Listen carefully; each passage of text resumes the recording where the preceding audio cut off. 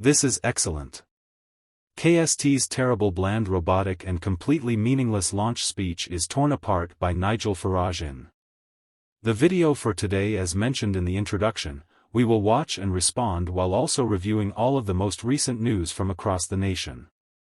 However, before we do that, please hit the like button, subscribe to the channel, and join our rapidly expanding community.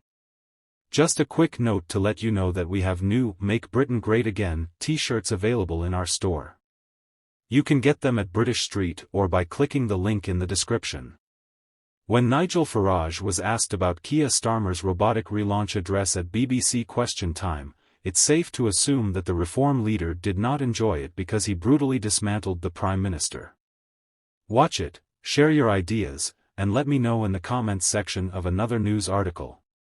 In East London, a man died after being mowed by a dog, and a lady is currently facing charges related to dangerous dog behavior. The incident in Stratford early yesterday morning resulted in the death of the 42-year-old victim. Shirley Road, Leanne McDonnell, number 32 Stratford, has been accused of a number of crimes, including having a dog that is dangerously unmanageable and causes harm that could be fatal. Officers were called to Shirley Road in Stratford at 4:53 a.m. on Wednesday after receiving reports that a man had been seriously injured. The victim was taken to the hospital, where he later passed away. His family has been notified, and a post-mortem examination will be conducted soon. The Metropolitan Police confirmed that the dog involved in the attack has been seized. The event was immediately investigated by the Met. McDonald is facing several charges, including failing to uphold her duty as an animal caretaker to ensure the welfare of the animal and having custody of a fighting dog, which is illegal in the UK. She has also been charged with 3 other counts of owning a dog that is dangerously out of control and causing no harm related to a separate incident on November 18. The accused is expected to appear in Barkingside Magistrates Court tomorrow. In other news, the UK is facing rising energy bills as it becomes more dependent on imported oil, even though it has 25 billion barrels of untapped reserves in the North Sea. In the last quarter alone, Britain imported 20 million tons of oil, raising prices for consumers. Labour's policies, which include a prohibition on new drilling and increased taxation on North Sea operators, are making the problem worse. In contrast to the UK's reliance on natural gas, Shadow Energy Secretary CLA Coutinho cautions that Labour's strategy will increase emissions, cost 200,000 British jobs, and result in 12 billion in lost tax income by making the country more dependent on foreign oil.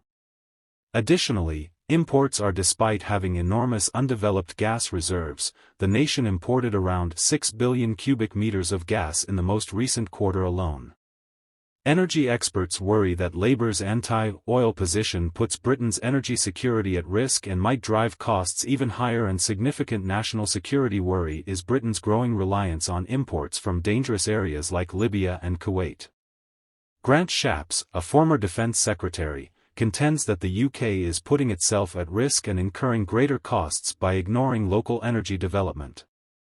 Shapps and others caution that Labour's energy policies endanger national security in addition to being economically unwise, but the government nonetheless places a high priority on green. While ignoring the potential of the North Sea and nuclear energy, prosperity includes significant expenditures in offshore wind and carbon capture. Critics claim that this strategy will just result in increased expenses, increasing emissions and a stronger reliance on foreign forces. Finally, while holding the Santa Rita Cigar Smoker of the Year dinner and awards in Canary Wharf, Queen Camilla's son blasted virtue signalers during a foul-mouthed tirade.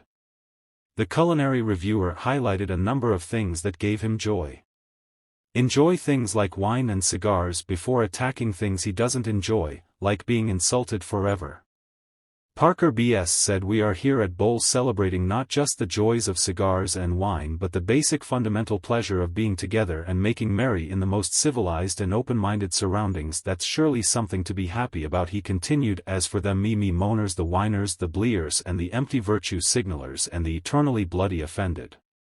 According to London cigar smoker, Foff Piers Morgan was voted the 2024 Cigar Smoker of the Year, bringing together cigar lovers, celebrities, and industry leaders to honor the art and heritage of fine cigars. Parker B.S. previously denied that he had profited from nepotism in his career, describing the king as the most kind, knowledgeable, and lovely man. He went on to say that you could ask him about food, and it would be like asking an academic. He has traveled all over his kingdom, knows how to farm, and is a farming hero. It wouldn't have happened without the palace and the king. I knew I was putting my head in a lion's mouth, but if I can't do it now after writing about food for 25 years, when can I do it? Of course, it will be viewed as nepotism in some quarters. Please share your thoughts about the topics we covered in today's video in the comments box below. If you haven't already, please like this video and subscribe to the channel for more British political news. Thank you, and goodbye.